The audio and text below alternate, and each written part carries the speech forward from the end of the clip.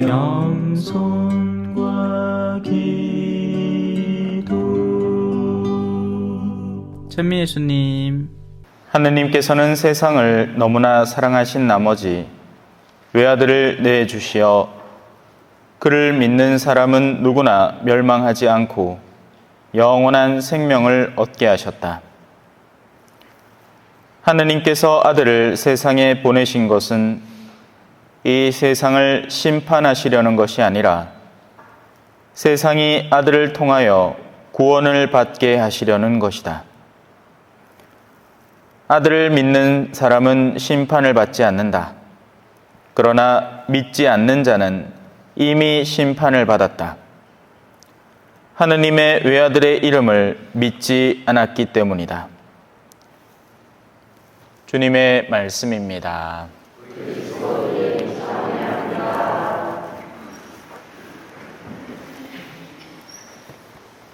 찬미 예수님.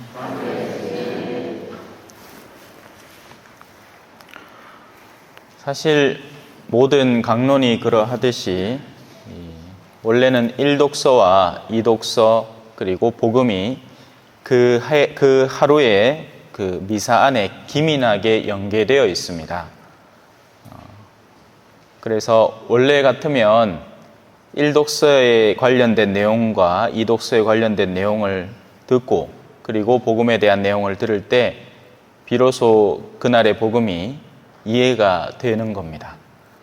그런데 현실적으로 그럴 수 없겠죠. 매번 강론을 1시간씩 할 수는 없는 노릇이니까요.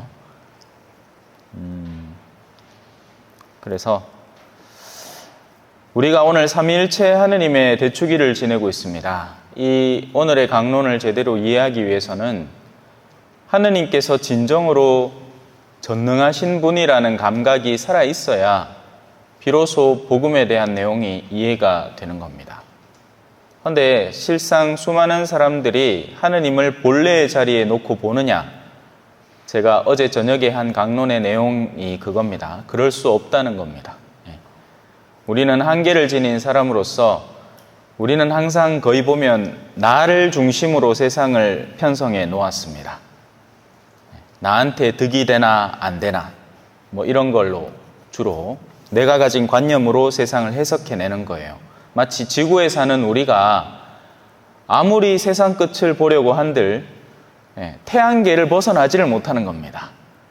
최신 만환경을 우주까지 띄워서 공기의 방해를 받지 않고 가장 우주 먼 곳을 보려고 진을 빼지만 그 망원경의 시선이 닿는 영역밖에는 볼 수가 없는 거예요. 그러니 영원과 무한성에 대해서 우리가 무엇을 알고 있단 말입니까? 그죠? 그래서 하느님에 대한 관념도 많이 뒤틀리게 되는 겁니다. 하느님이 중심에 계시고 우리가 올바른 위치를 잡아야 되는데 내가 중심에 서 있고 하느님이 필요하나 안 하냐. 그 대표적인 게 나를 중심으로 미사가 서 있는 거예요. 나를 중심으로 종교가 서 있는 겁니다. 그래서 필요하면 찾아서 기도 좀 하고 마음의 평화 좀 얻고 내가 필요 없다 싶으면 가차없이 내던질 수 있는 대상으로 삼아버리는 거죠. 하지만 열심한 신앙인들은 절대 그렇게 안 합니다. 그죠? 오히려 거꾸로 하죠. 설령 세상에서 내가 좀 손해를 본다 하더라도 신앙부터 챙기는 게 마음에 믿음이 들어선 이들, 하느님이라는 본질을 섬기는 이들의 공통된 태도입니다. 이따가 이제 다음 날 화요일 날 토빗기가 나오거든요. 그 토빗이라는 인물도 같은 뉘앙스를 지니고 있습니다. 세상 어때요? 착하게 살면 손해보는 세상입니다. 맞죠? 착하게 살면 약삭 빠르게 요리조리 빠져나가서 제목 챙기고 다른 사람 공격해서 그의 평판을 깎아내리고 그렇게 해서 자기가 얻을 걸 더 얻어내고 예를 들어 외국인 노동자를 들여가지고 걔들한테 월급 제대로 안 주고 불법 체류자 신분 만들어가지고 쫓아내버리면 벌금만 끼쩍 내면 되는 그런 상황으로 만들어버릴 때 우린 영악하게 돈을 벌겠지만 하느님을 잃게 되는 거죠. 왜냐하면 그분의 질서에서 벗어난 생활을 영위하기 때문에 그래요. 그러니 오늘 복음을 이제 본격적으로 강론을 시작을 해야 되는데 그래도 오늘 덥지는 않잖아요. 그죠? 에어컨을 빵빵하게 틀어놨네. 저녁에는 저는 좀 더워가 고생을 했습니다. 에어컨을 안 틀더만. 자, 오늘 제목은 구원을 받게 하려는 것이다 라는 제목입니다. 이 얼마나 황당한 일입니까? 그죠? 제발 구원 좀 받아줄래? 하느님이 우리한테 제발 구원 좀 받아주면 안 되나? 제발 내 사정할게. 야들아, 내가 내 아들 죽일게. 너가 구원 좀 받아주면 안 되나? 하고 부탁하고 있는 겁니다. 제발 좀 그렇게 해주면 안 되겠니? 하고 막 애가 달아가지고 우리는 뭐 세상 안에 살다가 한 게지 뭐 그거하고 막 앉았는데 하느님이 우리한테 무릎 꿇고 막 제발 구원 좀 받아주면 안 되나? 제발 내 사정할게 하고 있는 겁니다. 물론 하느님이 우리한테 무릎을 꿇지는 않아요. 하느님은 존엄이라는 자리를 아시는 분입니다. 근데 부탁하는 건 맞아요. 제발 눈을 뜨라고, 제발 바라보고 무엇이 본질인지를 이해하라고. 자, 우리가 신앙생활을 하면서 가장 자주 듣게 되는 단어들이 있습니다. 그건 바로 세 가지 핵심 키워드, 바로 믿음, 심판, 구원이라는 단어입니다. 사실 구원을 뒤집으면 심판이 되기 때문에 이제 믿음과 구원이라는 것, 우리는 구원을 얻기 위해서 믿고 살아가는 거죠. 자, 여기서 잠깐 하나 언급하고 넘어가겠습니다. 구원을 얻기 위해서 믿고 살아간다는 말이 하늘나라만 내 쳐다보면서 현실 세계를 도외시하는 무슨 이단 사이비 집단 같은 게 아닙니다. 우리는 하늘나라를 믿기 때문에 현실을 오히려 더 철두철미하게 책임감 있게 성실하게 살아가야 하늘나라를 얻게 되는 거예요. 이게 흔히 무신론자들이 종교인들을 비판하는 영역입니다. 그 먹고 살기도 바빠 죽겠는데 그 어디 종교회가 아멘아멘하고 앉았어 라는 말은 왜 쓸데없는 짓 하느냐라는 말입니다. 현실에 충실하지. 사실 그런 신앙인들이 있습니다. 그죠? 집안에 빨래 다 내팽개쳐놓고 아들 밥도 제대로 안 먹이면서 성당가 활동한다고 그거 갖고 냄비 닦고 앉았다. 그러면 됩니까? 안 됩니까? 안 돼요. 예. 먼저 가정을 잘 돌보고 가정을 평탄하게 만들고 난 뒤에 해도 늦지 않습니다. 그래서 식별력 있게 행동하셔야 돼요. 자, 이제 이 본격적인 세 개의 단어를 파고들어 보겠습니다. 모쪼록 오늘 강론을 마쳤을 때 여러분들의 내면 속에 다른 건 다 모르겠지만 믿는다는 게 이런 거구나 하는 감각이라도 생겨났으면 좋겠어요. 그러지 않으면 우리는 헛되이 믿는 경우가 많거든요. 믿는다고 하는 행위를 어떻게 규정할 수 있을 것인가? 이건 굉장히 중요한 문제입니다. 믿음이라는 것이 단순히 성당에 교적 등록된다고 믿는 것이냐? 그게 아니라는 건 이미 우리의 자녀들이 다 증명하고 있죠. 걔들 다 등록돼 있습니다. 아직도 등록돼 있어요. 왜? 그래야지 연말 정산을 하지. 그죠? 등록이 돼 있어야 연말 정산을 할 거 아닙니까? 에? 부모가 내는 거 보험금 그거 다 아들 명의로 해갖고 아들 지금 회사 다니는데 그 세금이 조금이라도 해가지고 좀 이득이라도 볼락하면 교적을 쥐고 있어야 된단 말이에요. 그러니까 성당의 허수가 막 어마어마하게 많습니다. 땡기지도 않은 사람이 이름이 덕덕 들어가 있어요. 예. 솔직한 마음으로 한번 싹 정리해버리고 싶습니다. 야, 성당 땡깁니까? 나 한 번도 본 적 없는데. 야, 누굽니까? 우리 아들요. 안 됩니다. 지휘소. 교적 정리합시다. 근데 그 하면 난리 나겠죠. 난리 납니다. 그죠? 예. 뭐 마일리지 몇 푼 안 준다고 막 소송 걸고 가는 세상에서 예? 조금이라도 이득 볼 수 있는데 그 이득을 망가뜨려? 그러면 큰일 납니다. 예. 돼지 떼 2,000마리 때문에 예수님을 떠나라 했던 동네 사람들 기억나죠? 그건 여전히 신앙의 현실입니다. 믿음은 단순히 성당에 등록되는 것이 아닙니다. 의사 가운을 입고 있다고 의사가 되는 게 아니죠. 영화 같은 거 보면 주인공이 막 그렇게 처신하잖아요. 그죠? 병원에 싹 잠입해 들어가. 그러면 어디부터 들어갑니까? 비품실에 딱 들어가갖고 흰 가운 하나 싹 입고 청진기 딱 걸고 나와가지고 의사인 양 이렇게 막 당기면 아무도 재지 않아요. 그죠? 껍데기만 보면 의사인께. 하지만 옛날에 뭐 미스터 빈이라는 설날만 되면 나오는 그 재밌는 코너 있잖아요. 그 사람이 치과 같은 데나 의사 같은 데 가서 의사 행세를 하게 됩니다. 엉망진창으로 치료를 하죠. 옷만 입고 있다고 의사가 되는 게 아닙니다. 기술을 갖고 있어야 되고 그 기술을 구체적이고 실천적으로 이행해야 의사가 되는 거죠. 믿는다는 것은 외적으로 드러나는 단순한 행동들의 연속이 아닙니다. 미사 나왔나 안 나왔나, 묵주기도 했나 안 했나, 성체조배 했나 안 했나, 이런 것들을 땅땅땅 도장 찍는다고 믿음이 형성되는 게 아니라고요. 성지순례 가라 했더만 성지순례 가는 표를 하나 어디서 뜯고 구해가지고 그 도장 찍고 댕긴다고 사람이 정신이 없습니다. 그러면 성지순례를 우회할 것 같아요? 원래 성지순례는 그 성지의 본래적인 의미를 이해하고 그 성지에 가서 그 순교자들의 그 삶을 본받고 오고 싶은 그 마음을 조금이나마 배워오는 게 성지순례잖아요. 그런데 그 도장 찍으러 다니는 사람들 어떻게 성지순례 하는지 아십니까? 성지에 딱 도착합니다. 스탬프 어디 있는 거 스탬프. 걔가 스탬프 찍는 데 가고 도장 찍고는 뒤돌아서 갚습니다. 정작 성지의 본질은 보지도 안 하고 도장 모으러 다니는 사람인 거예요. 옛날에 아들 왜 휴대폰 들고 포켓몬고 들어봤습니까?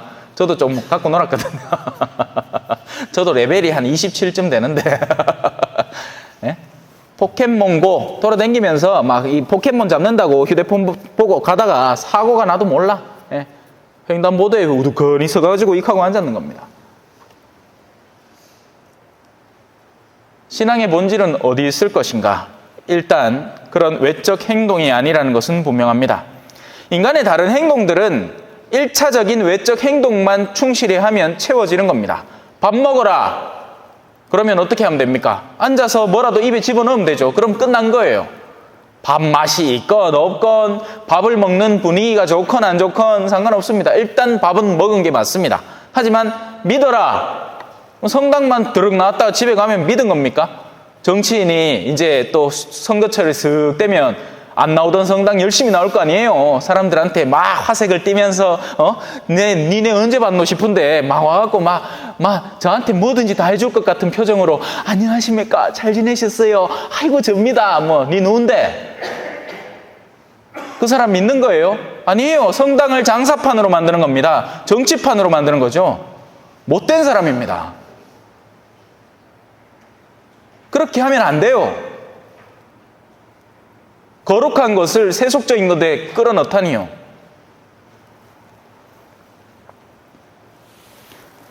믿음은 그런 1차적인 행위라는 것이 좀처럼 존재할 수가 없습니다. 무엇을 해야 믿음이 증명되고 믿음이 될 것인가? 심지어 세례까지 마찬가지예요. 이마에 물을 부으면 그냥 신자가 돼버리는 겁니까? 아니죠. 네. 그러니까 옛날에 농담처럼 그런 말을 했어요. 야, 비 온다. 저 비에, 신부님, 비에 축복함 내려주소. 하면 사람들 그 빗방울 맞으면 자동으로 다 신자 될 거 아니라. 그죠? 물뿌리만 신자 되는 거 아닙니까?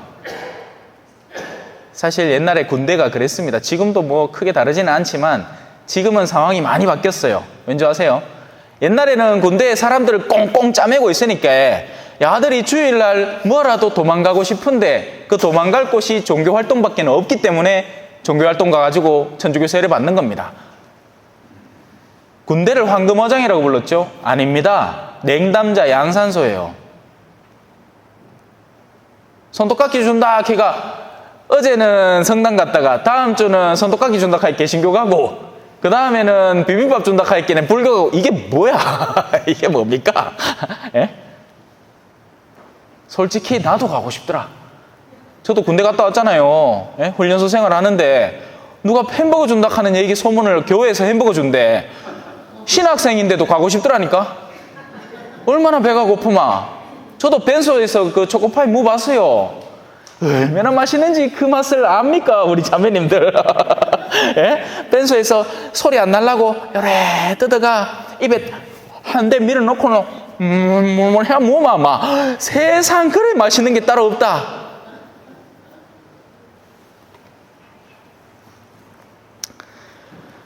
믿음은 외적 행위로 분별되는 게 아닙니다. 믿음은 영적인 행위입니다.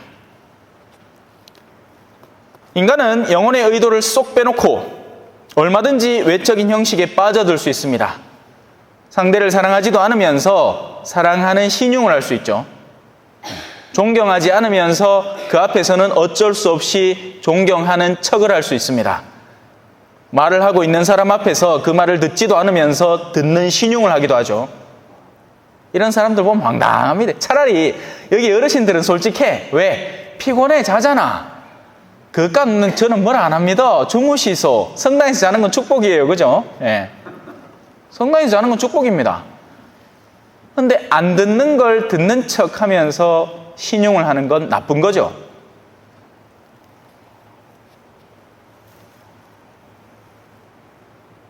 참된 믿음은 보다 심층 깊고 내밀한 영혼의 작업이 됩니다. 이건 속일 수가 없는 거예요. 마치 술 좋아하는 사람은 술판에 이렇게 마주할 때 속에서 흥겨움이 슥 밀려옵니다. 그죠? 그건 멈출 수가 없는 거고 본질적인 거란 말이에요. 믿음도 마찬가지입니다. 믿음의 본질을 사랑하는 사람들이 있단 말이에요. 목자의 목소리를 아는 양들이 있단 말입니다. 그래서 그들은 목자의 목소리를 들으면 속에서 흥겨움이 싹 밀려옵니다. 참새가 방앗간을 어떻게 그냥 지나가요?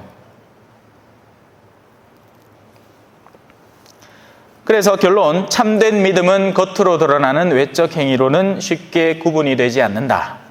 자, 그렇다면 어떻게 믿어야 하는가?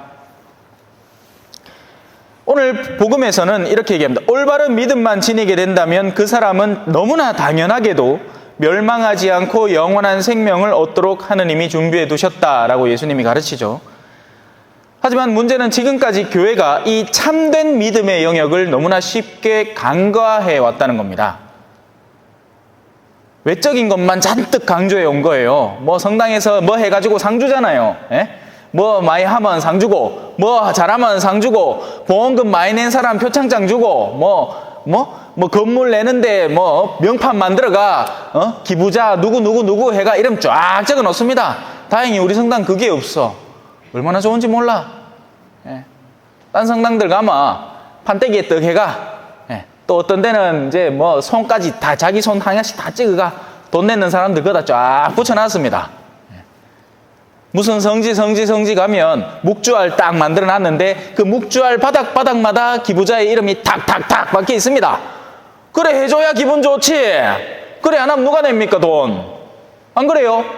내가 뭘 내시마 내는 표를 내야 될 거라. 그런 거 안 해주는데 내가 와 내노? 하느님이 은총을 준다고 에이 사람들이 알아줘야지. 나 이런 사람이야 알았어 기어 알았으면 이거 해야지. 그거 하려고 하는 긴데 세상 공짜가 어디 있습니까? 다 그게 다 계산이 되는 기지. 비록 세상에는 돈을 주면 물건을 받지만 성당에는 돈을 주면 명예를 얻죠. 그들은 받을 상을 다 받았다.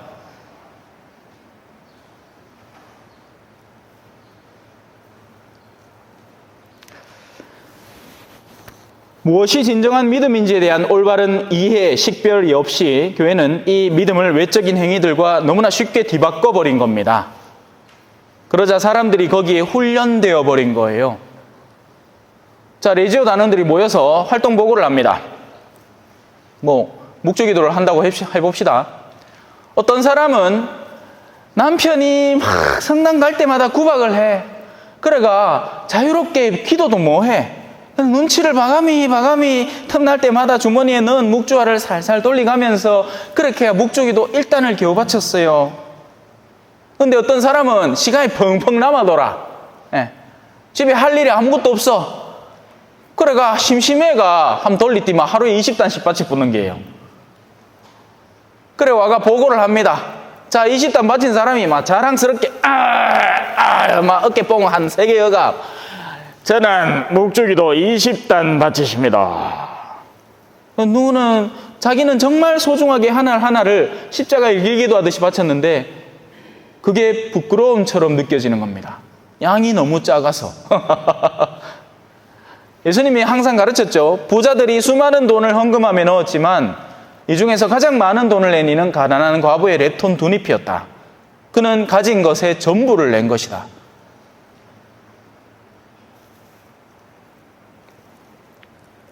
기도를 몇 단을 바쳤는지, 성경을 몇 번을 통독. 그래서 요번에 제 축일날 바친 만큼 적으라 했잖아요. 그래 제 문 앞에 안 붙여놨습니까? 예. 저건 솔직하게 한 거겠지. 저 뭐 짜더라 몇 단 되지도 않는데 저도 부도수표 넣은 사람 있어요. 기도 부도수표. 신부님 축일이라고 기도하라 카이 마 100단 바치겠다 걔가 적어냅니다. 바치지도 않은 기도를 미리 땡기가 적어낸다. 수표 땡겨 쓴 거죠. 이제 갚아야 되는데 갚을 여력이 없네. 기도하려고 하니 귀찮아 죽겠는기라. 그럼 나중에 또 어떡합니까? 고해서 들어온다. 신부님, 제가 하느님한테 기도를 하겠다고 약속을 했는데 다 뭐했습니다. 용서해 주이소 하면 주님의 기도로 퉁치고 넘어가죠. 계산이 좋잖아. 세상에 이렇게 좋은 장사가 어디 있습니까? 다 용서해 준대. 예.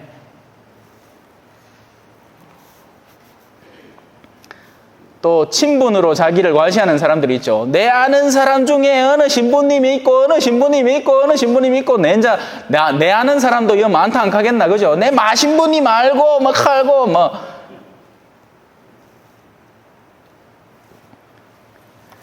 때로는 집에 주교님 표창장을 두고 있는 사람이 오히려 실제 행동에 있어서는 세속 사람보다 더욱더 세속적인 사람을 보기도 합니다. 심지어 세속 사람이 저 사람은 성당 댕긴다는 사람이 적하고 있나 하고 욕할 정도로 세속적인 사람도 봐요. 무슨 소용입니까? 그 표창장이.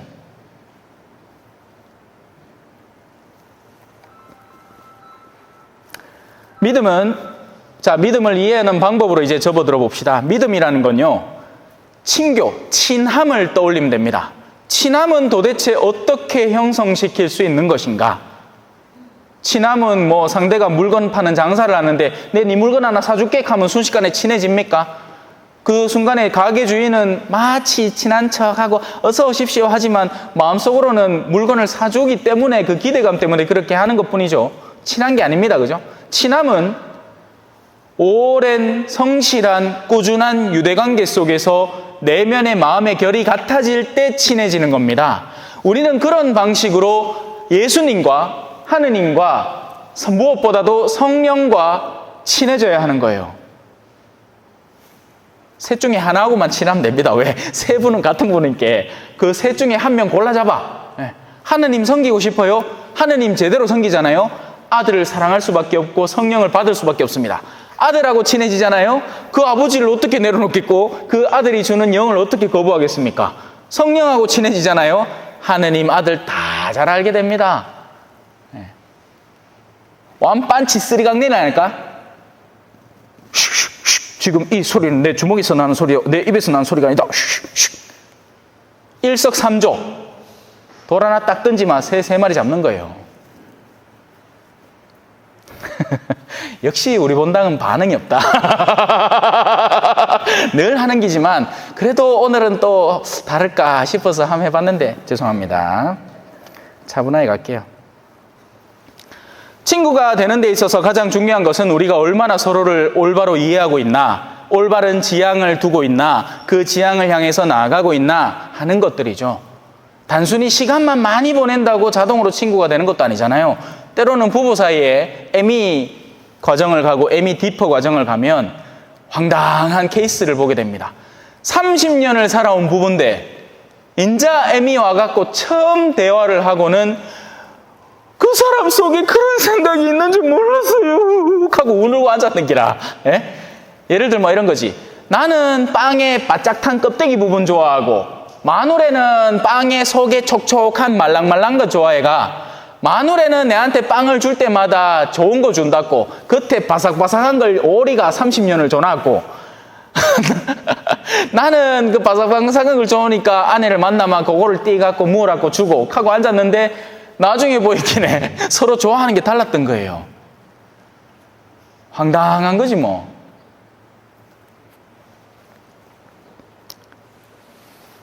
친교는 영혼의 결을 같이 나누는 것입니다. 그래서 주님을 믿는다는 것은 주님과 친구가 되는 것을 의미합니다. 나는 더 이상 너희를 종이라고 부르지 않는다. 나는 너희를 친구라고 부른다. 예수님이 하신 말씀이죠. 주님께서 무엇을 진정으로 바라시는지에 대한 올바른 이해를 도모해야 되고 그러려면 배워야죠. 텍스트를 보지도 않고 그 텍스트의 저자를 이해한다는 게 말이 됩니까? 요즘 고등학생들은 공부 그래 합니다. 텍스트를 한 번도 읽지도 안 하고 해설서에 적힌 그 내용만을 바탕으로 그 문학 작품을 이해한다고 나서는 거예요. 왜? 그래야 빠른 시간 안에 수능에 답을 팍 찍어내거든요. 운수 좋은 날 이런 거 읽지도 안 하는 기라. 그 짧은 우리 문학을. 예? 설렁탕을 사왔는데 왜 먹지를 못하니 하는 그 마음의 절절함을 읽어보지 않으면 어떻게 느낍니까? 김첨지가 운수 좋다고 아이고 오늘 장사 잘 된다 한데 마음속에 있는 그 불안함, 뭔가 자꾸 불안감이 느껴져요. 예? 아내가 여보 올 때 설렁탕 하나만 사줘 하고는 병약한 아내, 아를 돌보고 있는 병약한 아내, 예? 집에 오는데 느낌이 너무 이상해. 그래가지고 이제 문을 열고는 이제 보는데 메마른 젖 빠는 소리가 들리는 겁니다. 근데 젖이 안 나와. 그래가 김첨지가 그 앞에 앉아가 설렁탕을 사왔는데 왜 먹지를 못하니 하고 앉았잖아요. 믿음을 가져왔는데 왜 먹지를 못하니? 이렇게 믿음을 열심히 포장해가지고 뭐라고 내가 오늘 어쩐지 운수가 좋더니 우리 신자들한테 주려고 이 강론을 열심히 준비해갖고 미기려고 들고 왔는데 왜 먹지를 못하니?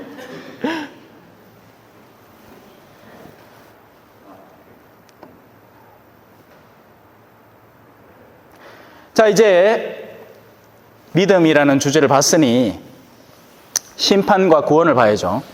이건 짧습니다. 걱정하지 마세요. 이 두 단어는 올바른 믿음에 대해서 깨닫고 나면 자동으로 아는 거예요.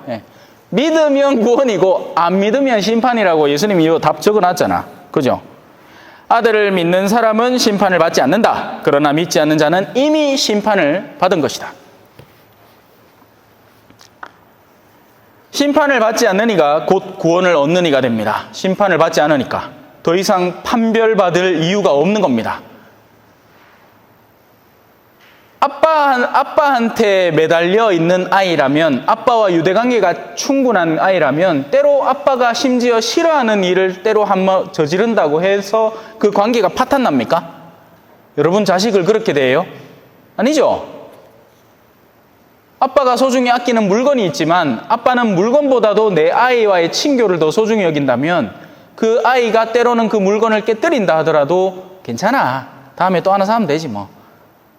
그러면 됩니다. 그죠? 그 유대관계가 돈독하다면 우리는 심판받지 않는 거예요. 심판받지 않으면 멸망도 없는 겁니다. 그래서 우리가 심판을 피하기 위해서 할 일은 오늘 복음에 나오듯이 하느님의 외아들의 이름을 믿는 겁니다.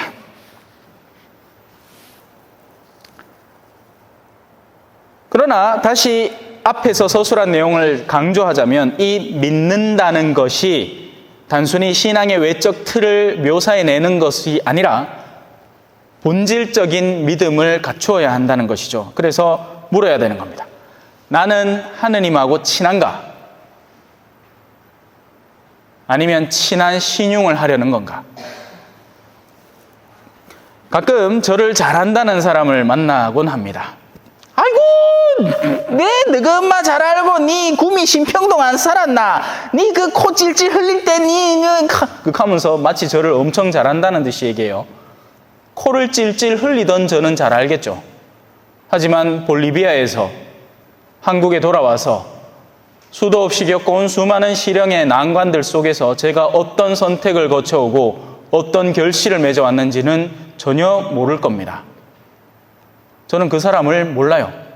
그 사람 나를 알아도 나는 기억을 못합니다. 목이 메어와 눈물이 자 고맙시다. 자, 저는 그 사람을 모릅니다. 하지만 마지막 날에 하느님 앞에 선 우리가 그런 짝이 날 수도 있습니다. 성경 자체에 묘사되어 있죠. 어이 주님이요, 저 잘 알죠? 저 막 미사 꼬박꼬박 나오고 막 미사 주일 미사 나오는 것도 부족해가 평일 미사도 꼬박꼬박 나오고 항상 성당 가까이 코앞에 살듯이 안 있었습니까? 저 잘 알죠? 그때 하느님은 그들에게 이렇게 말씀하실 것입니다. 성경 말씀이요. 나는 너희가 어디에서 왔는지 모른다. 내게서 물러가라. 악을 일삼는 자들아. 그런 말을 듣지 않도록 지금부터 하느님과 친해지세요. 하느님과 친해진다는 것은 여러분들이 알고 있는 모든 수단을 다 동원하면 됩니다. 하지만 그 수단들 안에 마음을 담아야 됩니다. 아멘. 찬미 예수님, 겸손과 기도.